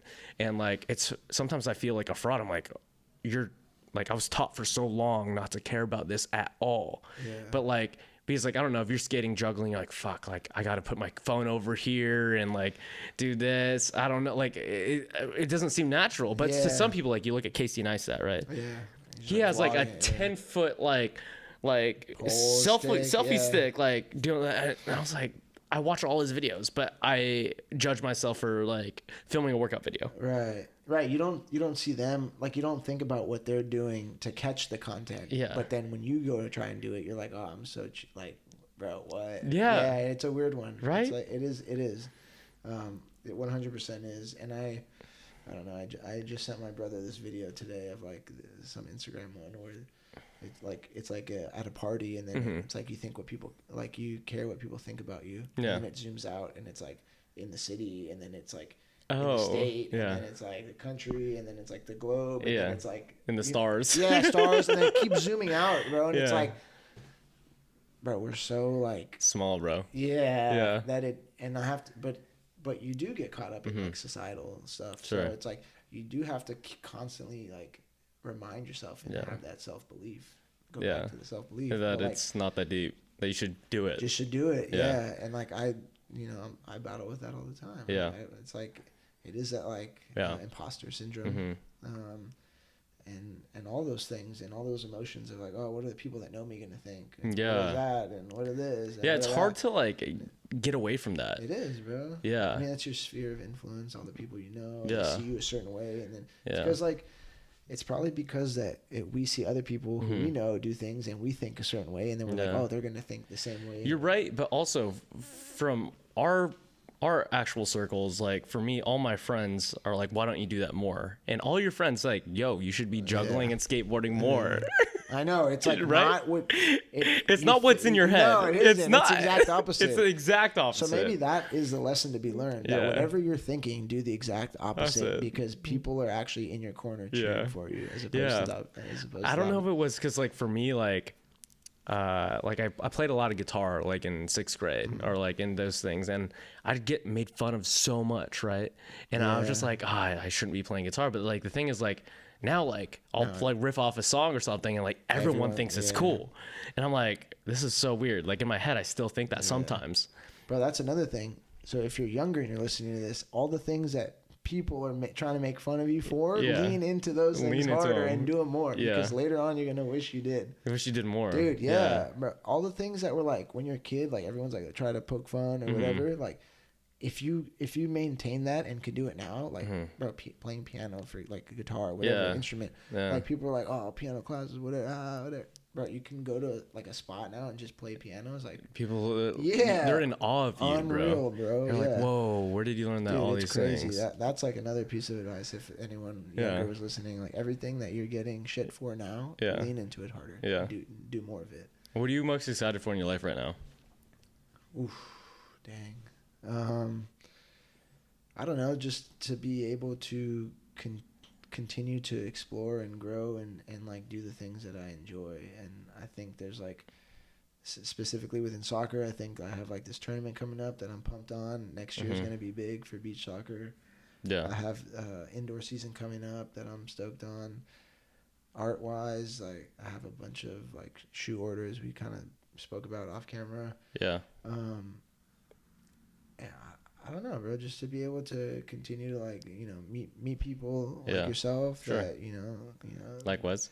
Yeah, I appreciate it. And just kind of grow, working with my boy Orhan, Kuba, Replayer. I think that's going to be an amazing project. Yeah, are you allowed to talk about Replayer at all? Yeah. Is it kind of so? Basically, can you describe it? Because like from what I understand, you could correct me if I'm wrong. Replayer is going to be a sort of camera system that tracks like the plays of the ball at all times. Yeah, so it is going to be for soccer mostly, but you want to go to other sports. Is that kind of it? Yeah. Okay. Yeah. Can you describe it better? No, it's like, so there's slight hesitation there. You're like, good job, Nate. Let me take it from here. I mean, bro, we're at a wedding.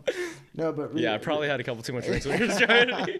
No, so yeah, Replayer is basically a player athlete focused, mission driven company that is using cameras and leveraging AI basically to track the game, so you don't have to have someone manning a camera or have to have like a parent on the sideline holding a little cell phone trying to capture. So where would the camera be? Moments. So there's a tripod and there's a camera. So you throw the tripod up, we put the camera on, throw the tripod up, and then we have an app, and then there's software and hardware.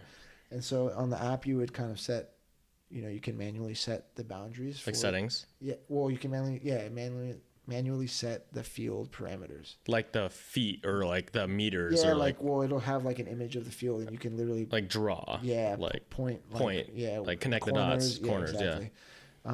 And so then, you know, it'll have those parameters to track the ball in that play. Yeah. And basically, we want to, an issue that I faced, Orhan faced, Kuba's faced, anyone who's played soccer has faced, or any sport in reality, is lack of game footage or highlight tapes, or, you know, just being able to show more than just like one person who comes to watch your game what you can do. Yeah.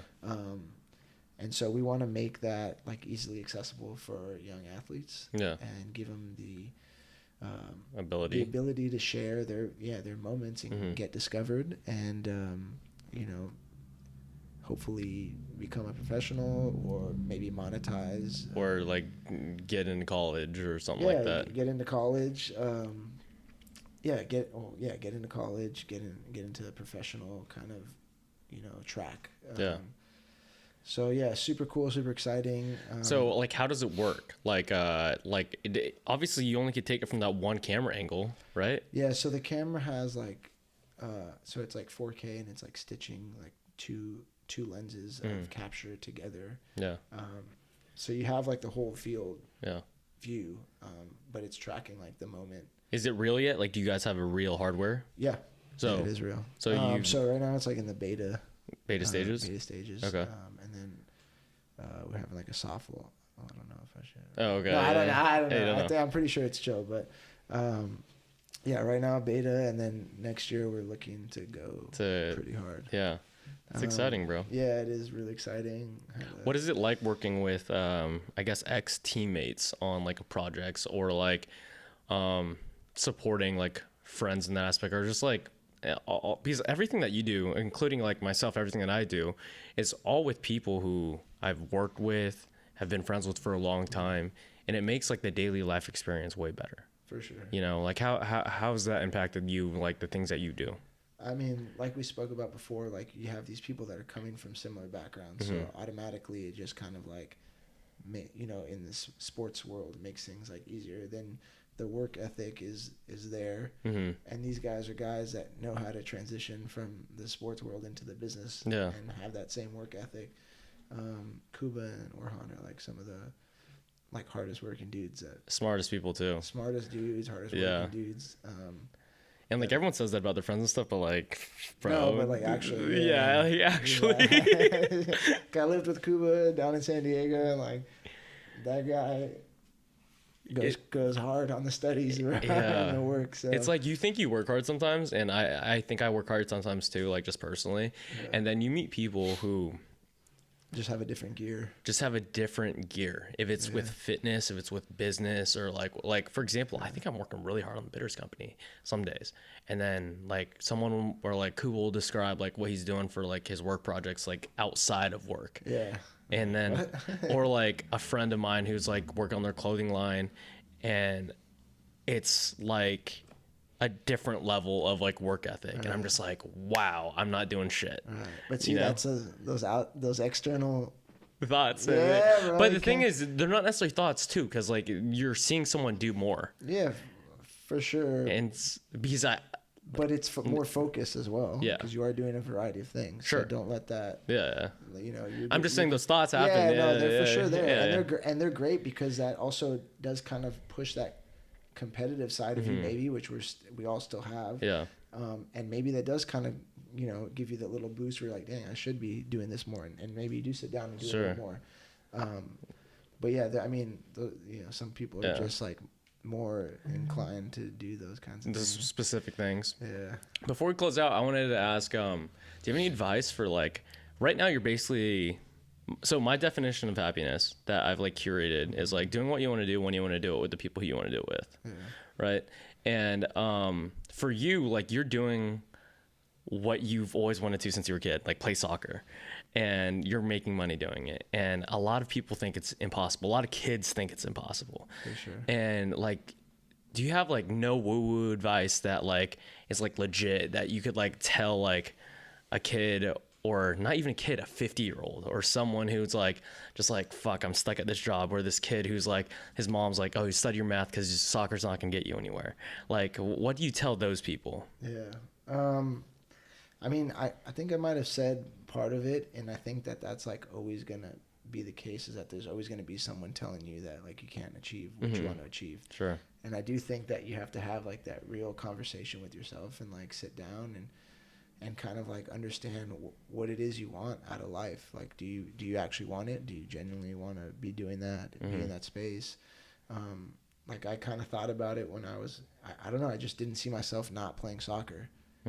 So for me, it was like an easy one that I was like, all right, I'm going to be in soccer. And I just like wasn't going to stop playing, you know? I just wasn't going to stop. Yeah, it wasn't in the cards. Yeah, just like, you know, and maybe it wasn't the way it worked out. Like, it wasn't what I initially intended, like in the style that I'm playing. But I just knew that I was going to be involved. And like, if you're persistent, I think doors will open up. And then those will lead you down different paths, but you know, you kind of figure that out, and that's a part of life. I think it's tough to try and like sit down and try and plan out everything because it's like impossible. You never know. You never know what's gonna happen. You never know what's gonna happen, who you're gonna meet, and you know, like, had I not gone here, then I wouldn't have met this person, and now I'm on this path. Yeah. So I think being able to adapt, being open to change. Sure. Kind of cliche things, but I think are actually like real things. Yeah, they're truth. And then like, yeah, I don't know, the self-belief thing for me is like such a big one because like people are gonna continuously like try and break you. Yeah. Or say things to you, and like, if you don't like, if you're not like delusional, like basically that you think you can do something, then you won't do it because someone's gonna like knock you off that path. You know? Yeah, the self-belief thing's hard. It's really hard because like I feel like everyone goes through it, especially the most strong-minded people.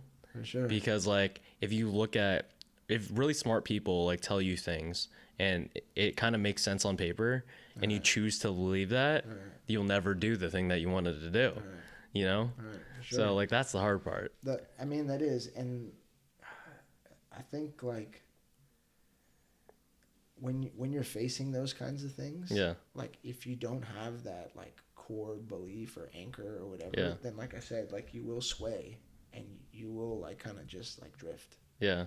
And then you'll be like on your deathbed and you're like, fuck, like I should have played beach soccer. Yeah. Well, dude, that's another thing. Like I just think like sometimes thinking about like when you're older, like think about what your life will be. Yeah.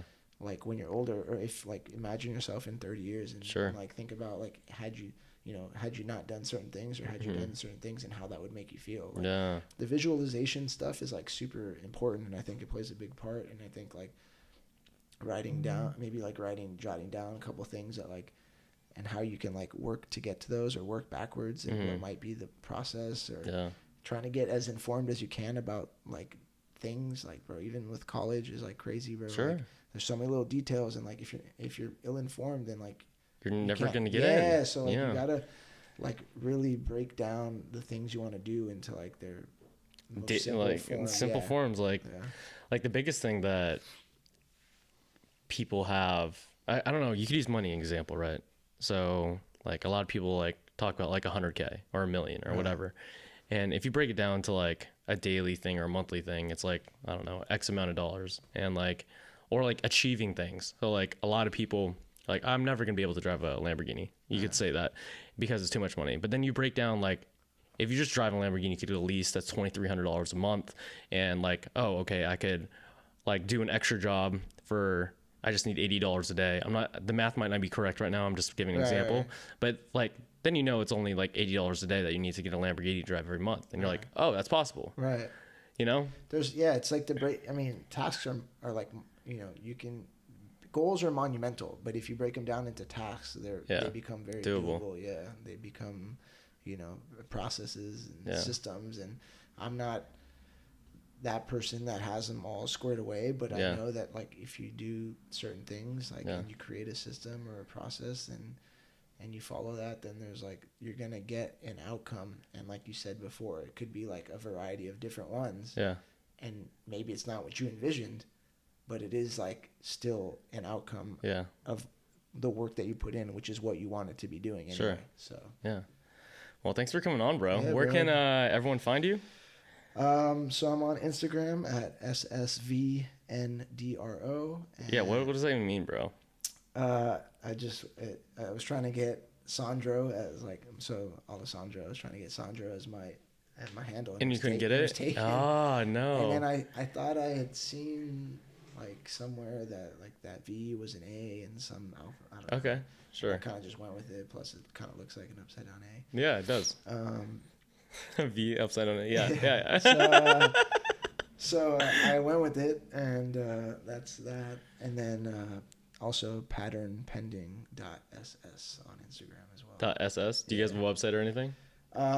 It's getting revamped. Okay. Right now. Can anyone order like shoes from you or anything like For that? sure, slide in those DMs. Slide in the DMs. He's not talking about like orders, guys, or ladies. But yeah, Either those two things. Yeah, Cool. And then if they want to like check out your like I guess videos and stuff, are all your like juggling videos on your Instagram as well? yeah, all my juggling, most of my stuff is kind of central on IG. I have some like beach soccer if you want to check any of that stuff out. Cool. There's some stuff on. And then games and stuff. Like, is there a new website or anything that they could like? If you YouTube US Beach Soccer, Beach Soccer. there'll be some highlights and stuff. And Cool. Beach Soccer Worldwide is a website that usually streams events. Sounds good, dude. Yeah. I appreciate you. Thank you Yeah, for coming. bro. It was a good Thanks for time, having bro. me. Yeah, appreciate it. Thanks for the drinks. Thanks, yeah.